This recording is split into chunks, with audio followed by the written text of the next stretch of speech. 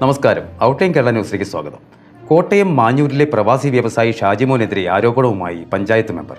മാഞ്ഞൂർ പഞ്ചായത്ത് 9-ാം ward member Binoy ഇമ്മാനുവലാണ് തെളിവുകൾ നിരത്തിയുള്ള ആരോപണവുമായി രംഗത്തെത്തിയത്. പ്രവാസി എന്ന ലേബൽ ഉപയോഗിച്ച് നാടകം കളിച്ച് നിയമവിരുദ്ധമായ നിർമ്മാണ പ്രവർത്തനങ്ങളെ പഞ്ചായത്തിനെ കൊണ്ട് നിർബന്ധപൂർവ്വം അംഗീകരിപ്പിക്കുകയാണ് വ്യവസായി ഷാജിമോൻ ചെയ്തതെന്ന് അദ്ദേഹം ആരോപിച്ചു. കേരളത്തിൽ പഞ്ചായത്തിൻ്റെ ഒരു ചട്ടമുണ്ട്, കേരള പഞ്ചായത്ത് ബിൽഡിംഗ് റൂൾ എന്ന് പറയും. എല്ലാവർക്കും ബാധകമാണ്. അപ്പോൾ അതിൻ്റെ ഭാഗമായിട്ടാണ് ഞങ്ങൾ പഞ്ചായത്ത് പുള്ളിക്ക് പെർമിറ്റ് കൊടുക്കുന്നു, പുള്ളി അത് പണിയുന്നു. ഇതൊക്കെ പക്ഷേ അതിൻ്റെ അകത്ത് വയലേഷൻ നടക്കുമ്പോൾ അതിന് നമ്പർ ഇടാൻ പറ്റില്ലല്ലോ. അപ്പോൾ അതുകൊണ്ടാണ് പഞ്ചായത്ത് ഈ നമ്പർ കൊടുക്കാതിരുന്നത്. പിന്നെ ജില്ലാ സമിതി വന്നൊരു തീരുമാനമെടുത്ത് എങ്ങനെയെങ്കിലും നമ്പർ കൊടുക്കണം. അപ്പോൾ അങ്ങനെയാണ് ഇപ്പോൾ താൽക്കാലികമായിട്ട് നമ്പർ കൊടുത്തത് എന്നും പറഞ്ഞ് ഈ വിഷയം അവസാനിക്കുന്നില്ല, വിഷയം തുടരുവാണ്. കാരണം ഞങ്ങളുടെ പഞ്ചായത്ത് മെമ്പർ മഞ്ജു അനിലുണ്ട്. ഒരു വീട് വെക്കാൻ വേണ്ടി 3 വർഷം മുമ്പ് ആപ്ലിക്കേഷൻ കൊടുത്ത് റെയിൽവേ അനുവാദം കൊടുത്തിട്ടില്ല. അപ്പോൾ സാധാരണക്കാരനെ ഒരുത്തന് 2008 ശേഷം അതിന് മുമ്പുള്ള ഭൂമിയാണെങ്കിൽ, അവരുടെ തന്നെ പേര് കിടക്കുന്ന ഭൂമിയാണെങ്കിൽ അതിൻ്റെ അകത്ത് വീട് പണിയുന്നതിനുള്ള അവകാശം പാടി കൺസർവേഷൻ ആക്ട് അനുസരിച്ച് പഞ്ചായത്ത് തലത്തിൽ 10 സെൻറ്റും മുനിസിപ്പാലിറ്റി ആണെങ്കിൽ 5 സെൻറ്റും നികത്തി പുര വെക്കാനുള്ള അവകാശമുണ്ട്. അപ്പോൾ അത് 2015 കഴിഞ്ഞപ്പം ഗവൺമെൻറ് ഒരു തീരുമാനം കൊണ്ടുവന്നു. 25 സെൻറ്റ് അല്ലെങ്കിൽ അതിൻ്റെ മുകളിലേക്കുള്ളവർക്കൊക്കെ അതായത് ഫെയർ വാല്യൂവിൻ്റെ 10%, ആ പ്രദേശത്തുള്ള ലാൻഡിൻ്റെ 10%, ഡ്രൈ ലാൻഡിൻ്റെ കേട്ടോ, വെല്ലാൻഡല്ല, അതിൻ്റെ 10% തുക അടച്ചിട്ട് അവർക്കത് കൺവേർട്ട് ചെയ്യാൻ പറ്റും. അതെന്ന് വെച്ചാൽ അവരുടെ ബേസിക് ടാക്സ് രജിസ്റ്ററിൽ നിലനിന്നായിരിക്കും അതിനെ കൺവേർട്ട് ചെയ്തുകൊണ്ട് പുരയിടമാക്കുന്ന ഒരു പരിപാടിയാണ് കൊണ്ട്. അതുകൊണ്ട് കോടിക്കണക്കിന് രൂപ ഗവൺമെൻറ്റിന് കിട്ടുന്നൊരു 2015 അത് കൊണ്ടുവരുന്നത്. അപ്പോൾ അതിനു മുമ്പ് ഈ സ്ഥലമുള്ളവർക്ക് കെട്ടിടം വെക്കുന്നതിന് പോലും ഒരു പരിമിതികളുണ്ട്. ആ പരിമിതി മുഴുവൻ ലംഘിച്ചിട്ടാണ് അവിടെയെന്ന് പറയുമ്പോൾ ഈ തണ്ണീർത്തടായിട്ട് വരും. തണ്ണീർത്തടം എന്ന് പറയുമ്പോൾ ഈ അതായത് റെയിൽവേ പുറമ്പോക്കാണത്, ആ പുറമെന്ന് പറഞ്ഞ സ്ഥലം. അപ്പോൾ ആ പ്രദേശമൊക്കെ ഒരു കാലത്ത് ജലം കെട്ടി നിൽക്കുന്ന ഒരു സ്ഥലത്തിനാണ് തണ്ണീർത്തടം എന്ന് പറയുന്നത്. നെൽവയലുകളോ തോടുകളോ പുഴകളോ ഒഴിച്ചിട്ടുള്ള നീർച്ചാലുകളെയെല്ലാം തണ്ണീർത്തടം എന്നാണ് തണ്ണീർത്തടത്തിൻ്റെ നിയമത്തിൽ പറയുന്നത്. അപ്പോൾ അങ്ങനെ ഒരു തണ്ണീർത്തടത്തിൽ ആയിരക്കണക്കിന് ലോഡിൻ്റെ മണ്ണ് കൊണ്ടടിച്ച് ഈ മണ്ണെടുക്കുമ്പോൾ സാധാരണക്കാരനൊരു മണ്ണെടുത്ത് ഞാൻ പെരയ്ക്ക് തറയെ മണ്ണിടുമ്പോൾ രാജ്യത്തില്ലാത്ത നിയമവ്യവസ്ഥകൾ മുഴുവനുണ്ട്. അതായത് അവൻ പഞ്ചായത്തിൽ നിന്ന് പെർമിറ്റ് എടുക്കണം, ലാൻഡ് ഡെവലപ്മെൻറ്റ് പെർമിറ്റ് എടുക്കണം, ഇത് മൈനിങ് ആൻഡ് ജിയോളജി കൊണ്ടുപോകണം, മൈനിങ് ആൻഡ് ജിയോളജി വന്നൊന്ന് പരിശോധിക്കണം, പരിശോധനയ്ക്ക് ശേഷം ആ മണ്ണ് കുന്നിടിച്ചിട്ട് ഇത് എവിടെ കൊണ്ട് ഇടുന്നതെന്നൊക്കെ. ഇതൊന്നുമില്ലാതെ ഷാജിമോൻ ആയിരക്കണക്കിന് ലോഡ് മണ്ണ് അദ്ദേഹത്തിന് ബാധകമല്ല. അങ്ങനെയാണ് അദ്ദേഹം അവിടെ കൊണ്ട് മണ്ണ് വരെ അടിച്ചേക്കുന്നത്.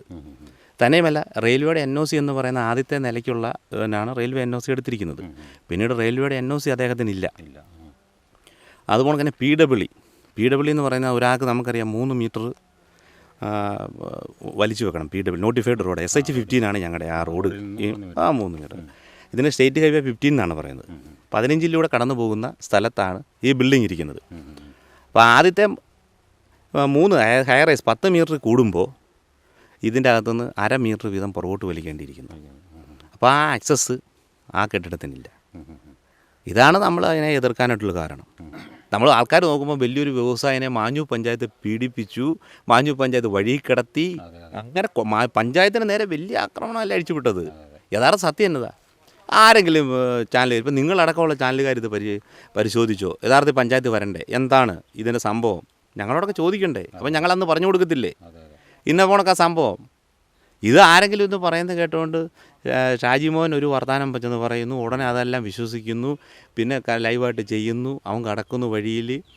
പഞ്ചായത്തിനകത്ത് നിങ്ങളൊന്നും പഞ്ചായത്തിനകത്ത് കയറി കിടക്കാമെന്ന് പറഞ്ഞൊന്ന് ഓർത്ത് നോക്കി.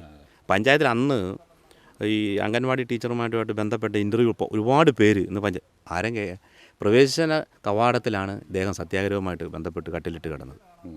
അത് ശരിയാണോ? ഒരിക്കലും ശരിയല്ല.